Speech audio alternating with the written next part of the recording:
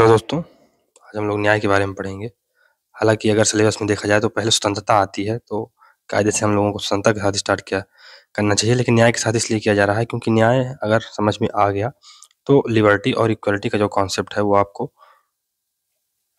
अपने आप समझ में आ जाएगा। हालाँकि समझने जैसा इसमें है कुछ नहीं, क्योंकि अगर आपने थिंकर्स को अच्छे से पढ़ लिया है, तो जिन्होंने थिंकर्स का वीडियो, दार्शनिकों का वीडियो अच्छे से नहीं देखा है, उसको फिर से देख लो, क्योंकि जो हम लोग न्याय पढ़ेंगे, लिबर्टी, इक्वालिटी, सब कॉन्सेप्ट पढ़ेंगे, तो बार-बार वही थिंकर, बार-बार वही कॉन्सेप्ट, उन्हीं के कॉन्सेप्ट उभर कर सामने आएँगे।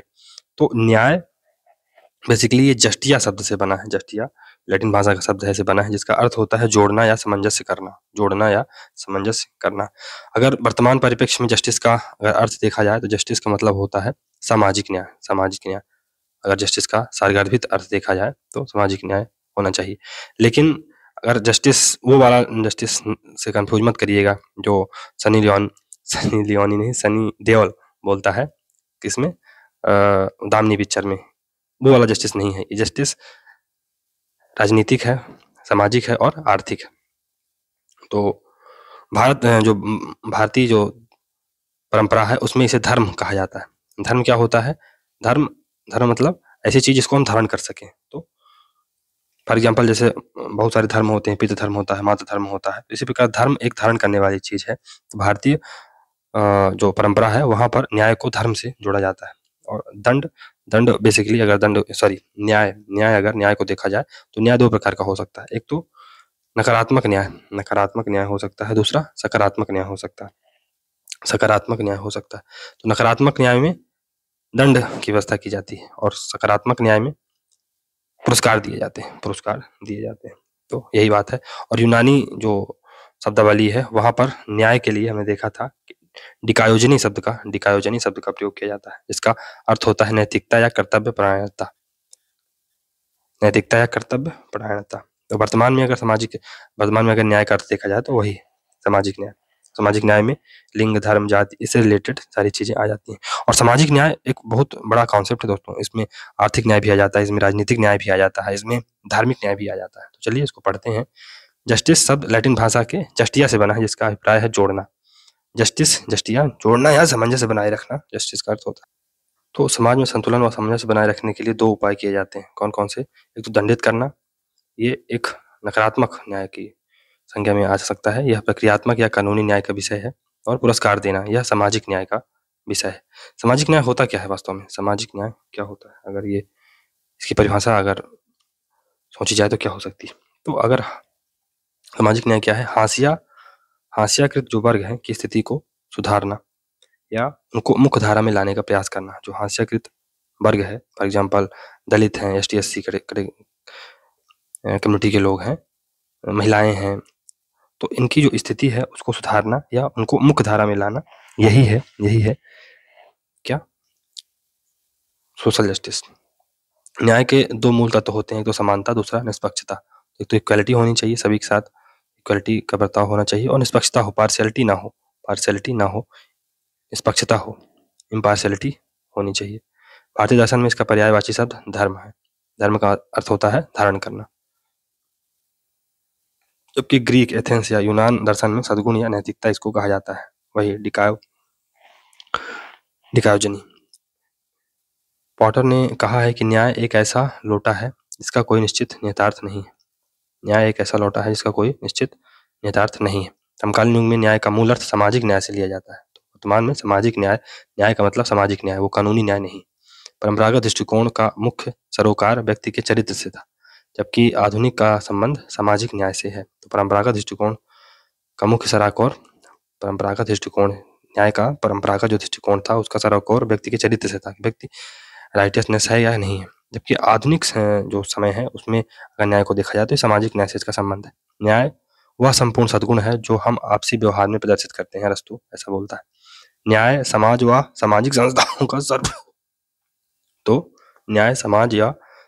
सामाजिक संस्थाओं का सर्वप्रथम सद्गुण है।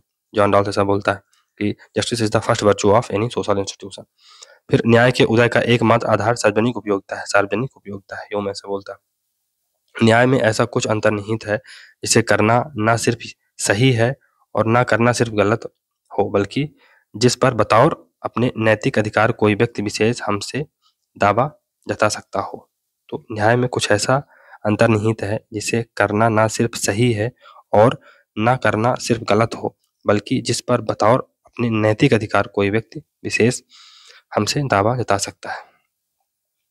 तो वही बात है सामाजिक न्याय की, कोई व्यक्ति अपने दावा पेश कर सकता है, अपने क्लेम्स कर सकता है। फॉर एग्जाम्पल एससी कैटेगरी के लोग हिस्टोरिकल इनजस्टिस के नाम पर क्या करते हैं, अपना क्लेम देते हैं। तो ये यही है कि आप अपना क्लेम कर सकें किससे, सरकार से।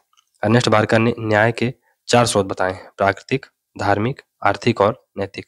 प्राकृतिक, धार्मिक और नैतिक। आधुनिक लोकतांत्रिक समाजों में न्याय के प्रमुख मानदंड कौन कौन से हैं? पहला है डिजर्ट यानी उचित रूप से लायक को पुरस्कार, नालायक को दंड। मुख्य समर्थक इसके रॉबर्ट नॉजिक हैं कि आप डिजर्ट यानी योग्यता को महत्व दीजिए। जो व्यक्ति लायक है उसको आप ज्यादा पुरस्कार दीजिए, ज्यादा अच्छा उसके साथ ट्रीट करिए, और जो नहीं है लायक उसको उस प्रकार से उसका ट्रीटमेंट करिए। फिर जो योग्यता है, मेरिट है, इसमें उदारवादी और स्वतंत्रवादी आते हैं। तो मेरिट है उसको लिबरलिस्ट या लिबर्टेरियन जो न्यू लिबरल्स हैं वो इसका समर्थन करते हैं। आवश्यकता, इस मार्क्सवादी बातें हैं, तो आवश्यकता के अनुसार अगर न्याय का वितरण हो तो ये मार्क्सवादी विचारधारा है। समानता, समाजवादी, उदारवादी, सब उदार समतावादी और नारीवादी ऐसा बोलते हैं। समानता है न्याय के 4 युग माने जाते हैं। पहला है वितरणात्मक न्याय बनाम सुधारात्मक न्याय, डिस्ट्रीब्यूटिव जस्टिस वर्सेस कलेक्टिव या डिस्ट्रीब्यूटिव जस्टिस। तो हमने जब अरस्तू को पढ़ा तो हमने देखा था कि उसने जो वितरणात्मक न्याय है और सुधारात्मक न्याय के बारे में, कलेक्टिव जस्टिस के बारे में चर्चा की थी। फिर जो प्रक्रियात्मक न्याय है बनाम वास्तविक न्याय, प्रोसीजरल जस्टिस बनाम या वर्सेस सब्सटेंशियल जस्टिस। फिर रूढ़िवादी बनाम आदर्शवादी यानी कंजर्वेटिव जस्टिस बनाम आइडियल जस्टिस। फिर तुलनात्मक बनाम गैर तुलनात्मक यानी कंपैरेटिव वर्सेस नॉन कंपैरेटिव। तो न्याय के 4 युग हो सकते हैं। न्याय के विविध आयाम, तो न्याय के विविध आयाम कौन कौन से हो सकते हैं? तो पहला है नेचुरल जस्टिस। तो नेचुरल जस्टिस क्या होता है? ये विवेक पर आधारित होता है, संविधान या विधि में वर्णित नहीं होता है, मानव मात्र के लिए उपयोगी नियम मानता है। तो नेचुरल जस्टिस क्या है कि कोई भी व्यक्ति अपने केस में जज नहीं बनेगा, ये है नेचुरल जस्टिस। तो भारत में ऐसा कहा जाता है कि जो कोलेजियम सिस्टम है जहां पर जज ही जज को अपॉइंट करते हैं, ये नेचुरल जस्टिस के खिलाफ है। नेचुरल जस्टिस यही है कि कोई भी व्यक्ति अपने केस में जज नहीं बनेगा, कोई भी व्यक्ति दूसरों की हत्या नहीं करेगा, ये सब नेचुरल जस्टिस है। और इसे संविधान में वर्णित नहीं किया जा सकता है। क्यों? क्योंकि ये नेचर द्वारा दिया जाए प्रदत्त राइट है, ये विवेक पर आधारित है। एक व्यक्ति समझता है कि हमें अपने कर्तव्यों का या हमें अपने जितना राइट है अपने राइट्स को एंजॉय करने का, उतना दूसरे को भी राइट्स है उसके राइट्स को एंजॉय करने का। तो ये है। फिर प्रक्रियात्मक न्याय, प्रोसीजरल जस्टिस, ये वैधानिक या राजनीतिक न्याय है। ये औपचारिक न्याय है, प्रक्रिया महत्वपूर्ण है, परिणाम नहीं। तो इसमें प्रक्रिया को महत्वपूर्ण समझा जाता है कि अगर हमें फॉर एग्जाम्पल यहाँ पर असिस्टेंट प्रोफेसर के पद है इस पेड़ में, और यहाँ पर हाथी है, बंदर है, गिलहरी है और अन्य पशु पक्षी हैं या ऊंट है। तो अब आपने सबके लिए प्रोसेस अमान कर दी कि जो सबसे आगे चढ़ के यहाँ पर एपी का पद ले लेगा तो ले लेगा। तो ये है प्रक्रियात्मक न्याय। आपने प्रक्रिया में कोई भेदभाव नहीं किया है, और कभी कभी प्रक्रिया भी महत्वपूर्ण होती है। फॉर एग्जाम्पल मान लो कि आपने 2 व्यक्ति हैं, जो एक व्यक्ति फटे हाल में है, उसके पास जूते भी नहीं है, और दूसरा व्यक्ति बिल बेंटीन है, उसके पास जूते वगैरह सब कुछ है दौड़ने के लिए रेस में। लेकिन अगर आपने प्रक्रिया इस आधार पर है ना, प्रक्रिया के साथ ही छेड़छाड़ कर दी कि नहीं तुम फटे हाल हो, हमारे पास जूते नहीं, तुम हट जाओ, तो जो वेल मेंटेन व्यक्ति है वो अपने आप जीत जाएगा। तो कभी कभी हो सकता है कि अगर दोनों को दौड़ा दिया जाता तो एक व्यक्ति जो भले फटे हाल है या उसके पास जूता नहीं है वो अपनी क्षमता से जीत लेता। तो कभी कभी प्रक्रिया भी महत्वपूर्ण होती है। तो इसके जो समर्थक हैं परंपरागत उदारवादी और स्वतंत्रवादी। फिर वितरणात्मक न्याय आता है, डिस्ट्रीब्यूटिव जस्टिस आता है। तो वितरणात्मक न्याय में जब अरस्तू को पढ़ा था तो हमने देखा था कि वो वितरणात्मक न्याय और कलेक्टिव जस्टिस तो जस्टिस की बात करता है। तो जो वितरणात्मक न्याय है इसमें पद, प्रतिष्ठा, गरिमा, धन, संपदा आदि का वितरण किया जाता है। अरस्तू ने क्या कहा था कि वितरण कौन करता है? ये वितरण विधायिका द्वारा किया जाता है, विधायिका द्वारा वितरण किया जाता है। जो कलेक्टिव जस्टिस है वहां पर जो इसमें बेसिकली जो कलेक्टिव जस्टिस है उसमें दंड का प्रावधान किया गया है कि आपको आपके अंदर जो आपने कोई जुर्म किया है उसके लिए आपको दंड दिया जाएगा। तो कलेक्टिव जस्टिस में क्या होता है, अगर आपने किसी का एक हाथ काट दिया है तो आपका दूसरा हाथ काट दिया जाएगा। तो ये जो न्याय है ये कौन देता है? ये न्यायपालिका के द्वारा दिया जाता है, न्यायपालिका के द्वारा दिया जाता है, जो कलेक्टिव जस्टिस होता है। लेकिन जो डिस्ट्रीब्यूटिव जस्टिस है विधायिका के द्वारा किया जाता है। इसमें आर्थिक व सामाजिक संसाधन उनका वितरण किया जाता है। इसके समर्थक हैं अरस्तू हैं, मार्क्स हैं, नॉजिक हैं, हेयक हैं, रॉल्स हैं, मैकफरसन है, अमर्त्य सेन है। फिर एक सब्सटेंटिव जस्टिस आता है, तो इसमें सामाजिक और आर्थिक यानी सोशल एंड इकोनॉमिक राइट या सोशल और इकोनॉमिक जस्टिस की बात की जाती है। ये अनौपचारिक न्याय है, परिणाम महत्वपूर्ण है, प्रक्रिया नहीं। तो जब हम सब्सटेंटिव जस्टिस की तरफ बढ़ते हैं तो यहाँ पर अब परिणाम महत्वपूर्ण हो जाते हैं, प्रक्रिया नहीं। तो प्रक्रिया के साथ भले ही आप छेड़छाड़ कर दीजिए, भले ही दो व्यक्ति जो ट्रैक पर दौड़ रहे थे तो एक व्यक्ति के पास अच्छा वेल मेंटेन था, सब था, जूते थे, सब कुछ था, दूसरे व्यक्ति के पास नहीं था, तो यहाँ पर आप क्या करेंगे? या कोई विकलांग व्यक्ति उसके साथ रेस कर रहा है तो आप विकलांग व्यक्ति को, जो स्वस्थ व्यक्ति है, उससे आगे खड़ा कर देंगे। तो भले आपने प्रक्रिया में छेड़छाड़ कर दिया, लेकिन आपने ये इंश्योर किया कि जो विकलांग व्यक्ति है उसको भी एक शेयर मिले या उसके भी फेयर कंपटीशन उसको भी हो। तो इस चीज के लिए भले आप प्रक्रिया के साथ छेड़छाड़ कर दें। जैसे भारत में क्या होता है, आरक्षण दिया जाता है, तो स्कॉलरशिप वगैरह दी जाती है जो ST SC कम्युनिटी के लोग हैं या OBC कम्युनिटी के लोग हैं। तो क्यों ऐसा क्यों किया जाता है? क्योंकि उनको परिणाम अच्छे आए हैं ना। प्रक्रिया महत्वपूर्ण है, प्रक्रिया के साथ छेड़छाड़ भी हो सकता है, आर्टिकल 15-16 में लिखा हुआ है। तो परिणाम प्रक्रिया के साथ छेड़छाड़ भी हो सकता है, लेकिन परिणाम सही आने चाहिए, यानी कि सभी को सामाजिक और आर्थिक न्याय मिलना चाहिए। फिर इसके समर्थक हैं सकारात्मक उदारवादी, समतावादी, समुदायवादी और मार्क्सवादी। तो और प्रोपोर्शनल जस्टिस, तो ये समान के साथ समान, असमान के साथ असमान व्यवहार, ये अरस्तू बोलता है। जो लोग समान हैं, तो फॉर एग्जाम्पल हम सभी जो दोस्त हैं वो असिस्टेंट प्रोफेसर है, तो हमारे साथ समान व्यवहार होना चाहिए। अब हमारा एक दोस्त है जो असिस्टेंट प्रोफेसर है, हमारी तरह है, लेकिन अगर वो उसके साथ कुछ स्पेशल ट्रीटमेंट होता है तो हमें अच्छा नहीं लगेगा। दूसरी चीज, असमान के साथ असमान व्यवहार हो, तो जो व्यक्ति असमान है उनके साथ असमान व्यवहार हो। तो फॉर एग्जाम्पल अब आपके सभी दोस्त या आप सब असिस्टेंट प्रोफेसर हैं और एक व्यक्ति जो चपरासी है या गेस्ट में है, तो उसके साथ अलग व्यवहार होना चाहिए। तो ये बात है, ये अरस्तू ऐसा बोलता है। और ऐसा नहीं होगा तो इससे इनइक्वालिटी की फीलिंग डेवलप होगी।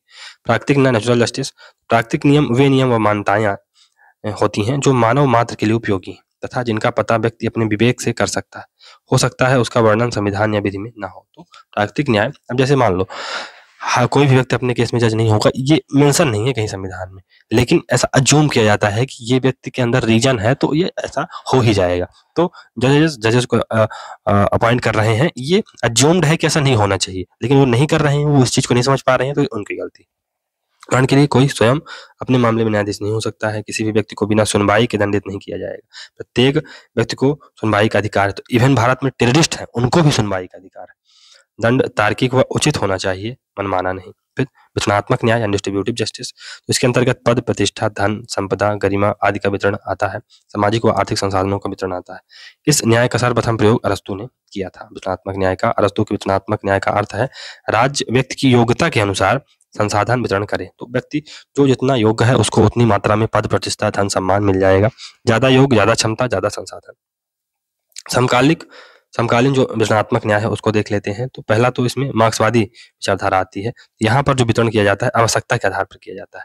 तो भले ही दो व्यक्ति सेम पोस्ट पर हैं या दो व्यक्ति, एक व्यक्ति ऊंची पोस्ट पर है, एक व्यक्ति डॉक्टर है, दूसरा कंपाउंडर है, लेकिन अगर कंपाउंडर वाले की आवश्यकता ज्यादा है तो उसको ज्यादा पैसा दिया जाएगा और डॉक्टर को कम दिया जाएगा।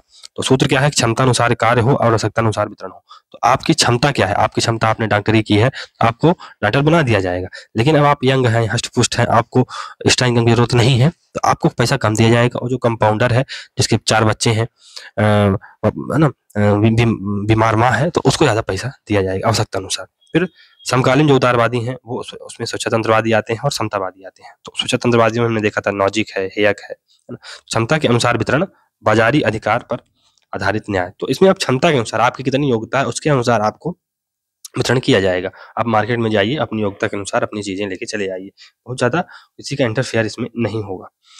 जो समतावादी हैं इसमें रॉल्स, मैकफरसन, अमर्त्य सेन आते हैं। तो ये क्षमता के साथ साथ आवश्यकता में सामंजस्य बिठाने का काम करते हैं। क्षमता तो ठीक है, आपकी इतनी क्षमता है उस हिसाब से आपको दिया जाएगा, लेकिन अगर कोई व्यक्ति हास्याकृत है, जो व्यक्ति बॉटम ऑफ द पिरामिड में बैठा है, उसके लिए भी कुछ ना कुछ तो करते रहो यार।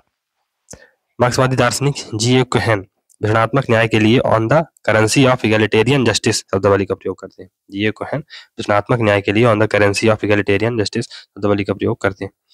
समानुपातिक या अनुपातिक न्याय, तो सर्वप्रथम इसका उपयोग अरस्तु द्वारा किया गया।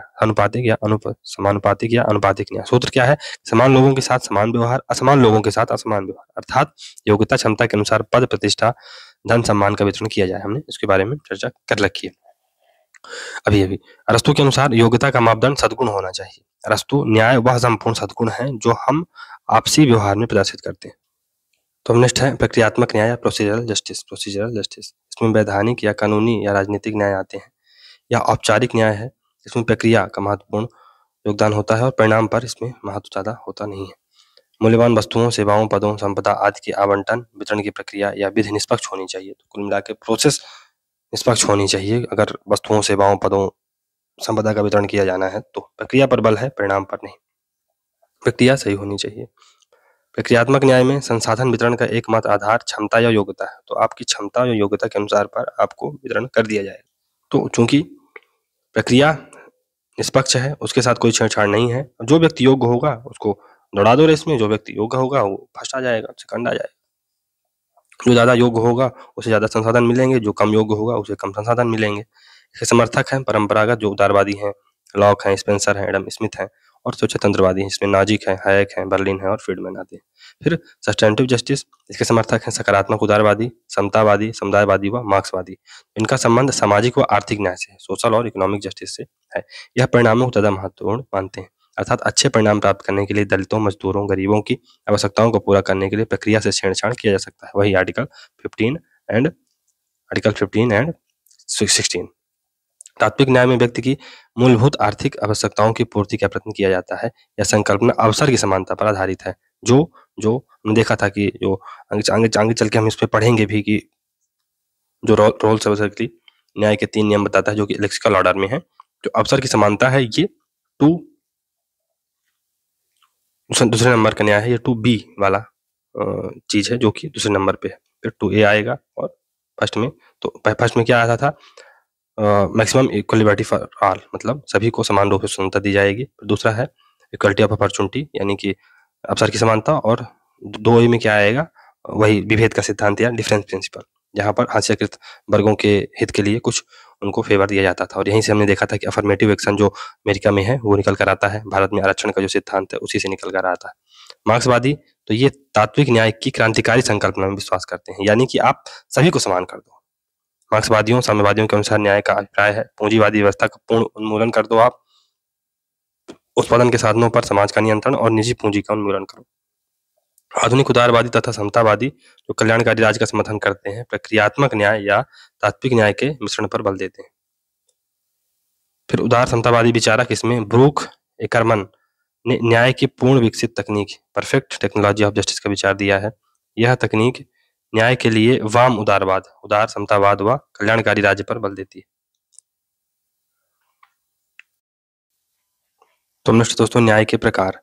तो न्याय नैतिक न्याय हो सकता है, नैतिक न्याय, मोरल या एथिकल जस्टिस। इसमें प्रत्येक व्यक्ति अपने कर्तव्य का पालन करता है, तो फंडामेंटल जो ड्यूटीज है हमारी वो इससे रिलेटेड थोड़ा सा जोड़ सकते हैं हम लोग। प्लेटो और कांट का न्याय उसी तरह है। तो प्लेटो क्या कहता है कि हर व्यक्ति जिस क्लास में है वो अपने कर्तव्य करे, बस वही उसके लिए न्याय है। कांट भी ऐसी ही बातें बोलता है। फिर वैधानिक न्याय या कानूनी न्याय, तो कानून के समक्ष समता व विधि का शासन है। इसमें डायसी आता है, तो इसमें अब वो वाला न्याय आ जाएगा, सनी देओल वाला, ठीक है। फिर राजनीतिक न्याय, तो इसमें शासन व्यवस्था में समान भागीदारी की बात की जाती है, स्वतंत्रता पर बल दिया जाता है। सामाजिक न्याय, इसमें धर्म, जाति, लिंग आदि के आधार पर भेदभाव नहीं किया जाता है। तो बेसिकली इसमें सामाजिक और आर्थिक न्याय की बात की जाती है, जो भारत के आर्टिकल 15 और 16 में चीजें दी हुई हैं। इसमें बंधुत्व पर बल दिया जाता है। फिर आर्थिक न्याय इसमें मूलभूत आर्थिक आवश्यकताओं की पूर्ति की जाती है। तो इसको हम साम्यवाद से जोड़ सकते हैं, साम्यवाद से। और समता पर इसमें बल दिया जाता है, समता पर। वैश्विक न्याय, तो इसके जो प्रतिपादक हैं थॉमस पोगे हैं। जॉन रॉल्स की जो एक बुक आई थी, जॉन रॉल्स की the law of the people, 1993 में आई थी बुक, उसमें भी ये वैश्विक न्याय की बात करता है। और मार्था नेसबॉम है, उनकी बुक है फ्रंटियर ऑफ जस्टिस, 2006 में आती है, उसमें भी ये चीजों का वर्णन दिया गया, मार्था नेसबॉम की बुक। तो न्याय के विभिन्न जो रूप हैं उसको देख लेते हैं। तो यूनानी जो न्याय यूनानी जो लोग थे वो न्याय को नैतिक रूप में देखते थे। तो प्लेटो और अरस्तू के अगर हम देखें तो ये, हालांकि जो प्लेटो अरस्तू का न्याय था वो डिस्ट्रीब्यूटिव था और करेक्टिव जस्टिस था, लेकिन जो प्लेटो में देखा जाए तो ये प्लेटो और सुकरात में देखा जाए तो ये नैतिक न्याय पर ज़्यादा भरोसा करते थे। फिर मध्यकाल आया, वहाँ पर धार्मिक न्याय की बातें ज़्यादा, या धर्म ज़्यादा सेंटर पर था, तो धार्मिक न्याय की बातें सामने आई। फिर उदारवादियों ने अधिकारों की रक्षा के लिए न्याय को महत्वपूर्ण माना है, तो अधिकारों की रक्षा के रूप में न्याय को ये तर्कसंगत ठहराते हैं। फिर उपयोगितावादी ये अधिकतम व्यक्तियों के अधिकतम सुख के रूप में न्याय को देखते हैं कि अगर आपने अधिकतम लोगों का हित कर लिया है तो यही न्याय है। न्याय का समझौता सिद्धांत तो जॉन रॉल्स ने दिया है, जॉन रॉल्स ने न्याय का समझौता सिद्धांत दिया है।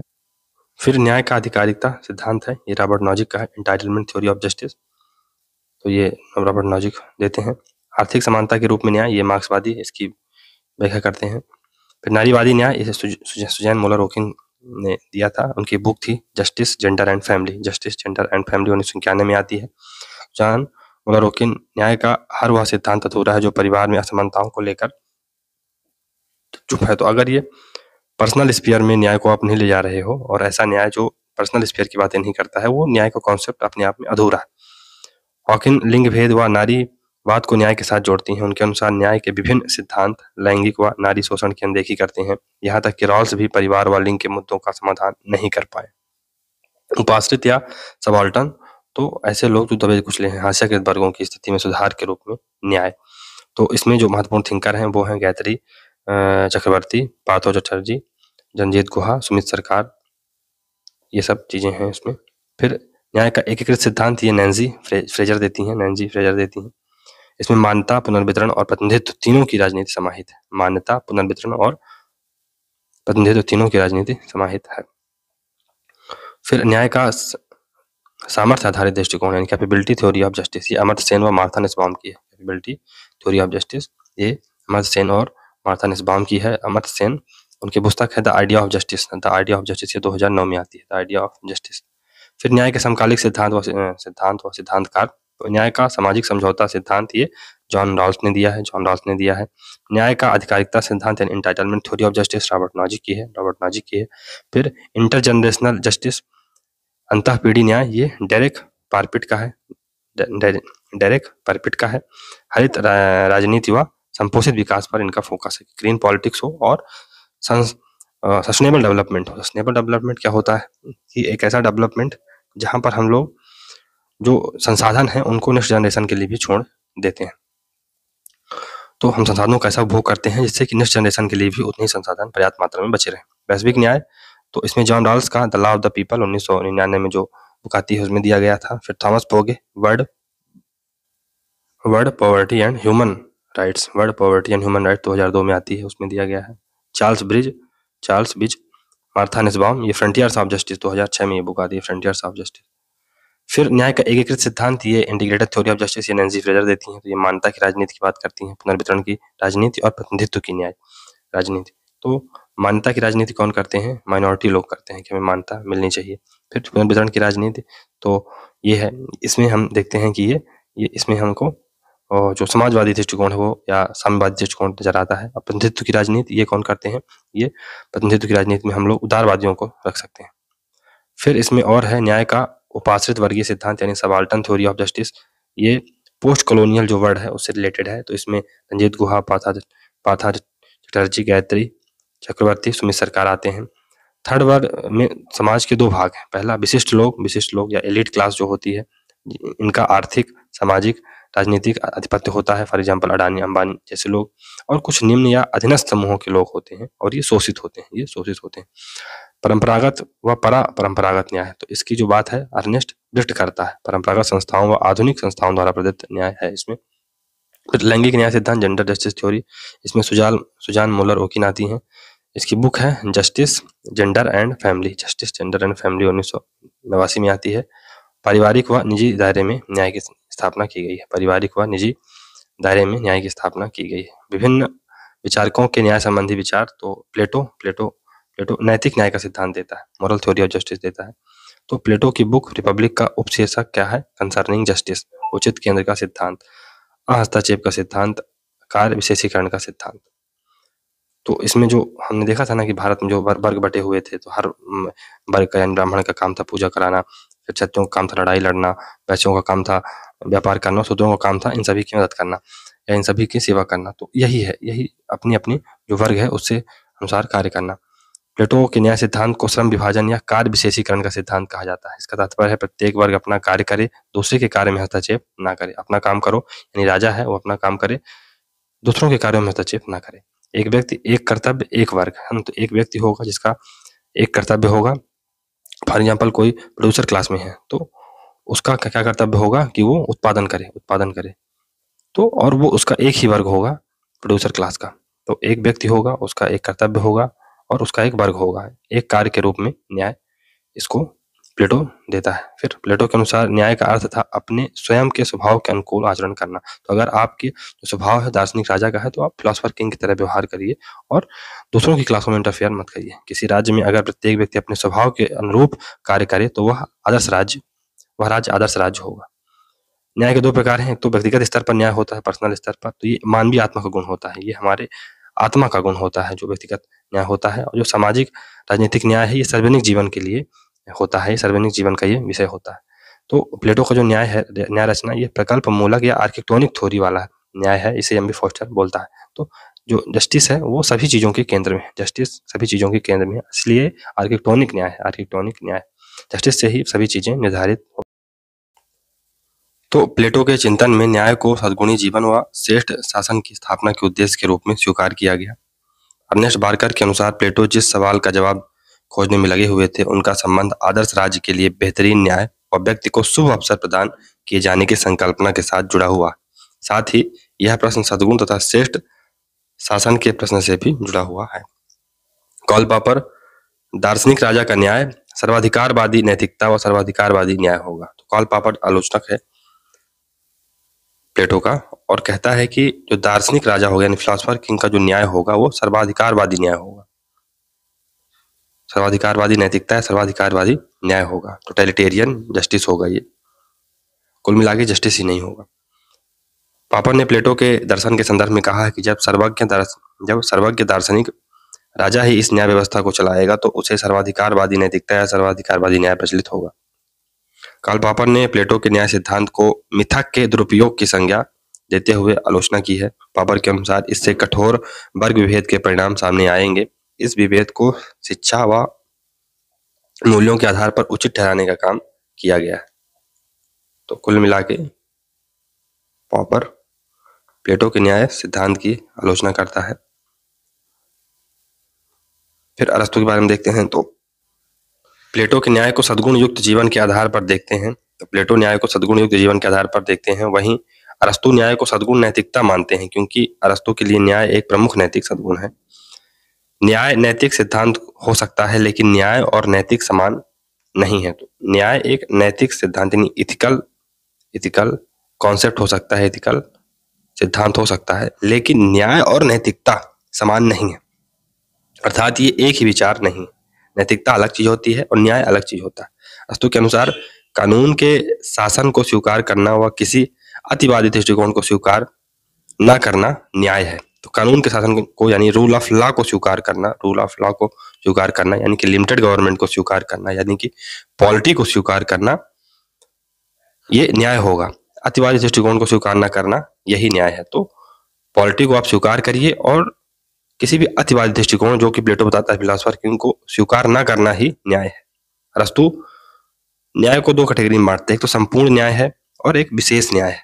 संपूर्ण न्याय यह प्लेटो वाला न्याय है, इसमें सामाजिक नैतिकता वाला ये न्याय है कि आप अपने जो वर्ग है उसकी नैतिकता को आप फॉलो करिए, आप दूसरों के कार्य में इंटरफेयर न करिए। अरस्तु संपूर्ण न्याय के लिए सात्विकता यानी राइटियसनेस शब्द का प्रयोग करता है। फिर विशेष न्याय है जो है उसमें वितरणात्मक न्याय आता है, डिस्ट्रीब्यूटिव जस्टिस आता है, और सेकंड है प्रतिवर्ती या संशोधनात्मक न्याय यानी करेक्टिव जस्टिस। तो फिर से वही चीजें आ रही हैं डिस्ट्रीब्यूटिव जस्टिस में कि विधायिका द्वारा दिया जाता है और इसमें सम्मान, धन, संपदा व पदों का वितरण किया जाता है। अब वितरण का आधार क्या है? हमने देखा था कि योग्यता, आपके पास योग्यता कितनी है वो इस न्याय के वितरण का आधार होगा, योग्यता या सद्गुण। और ये समानुपातिक न्याय है, प्रोपोर्शनल न्याय है। तो जो जितना योग्य होगा वो इतना धन, संपदा और पद प्राप्त कर लेगा। जो जितना अयोग्य होगा वो उतनी ही मात्रा में सम्मान, धन, संपदा और पद नहीं प्राप्त कर पाएगा। तो ये रेखा गणितीय इसमें सूत्र लगाया जाता है, रेखा गणितीय सूत्र लगाया जाता है। फिर जो प्रतिवर्ती या संशोधनात्मक न्याय है, करेक्टिव जस्टिस है, ये न्यायपालिका द्वारा दिया जाता है। हमने देखा है कि ये एक प्रकार का लीगल न्याय है, एक प्रकार का लीगल जस्टिस है वो है। और इसमें अपराध व लेन देन का नियमन इसमें किया जाता है कि आपने अगर किसी का गला काटा है तो आपका भी गला काटा जाएगा, आपको भी मृत्युदंड दिया जाएगा।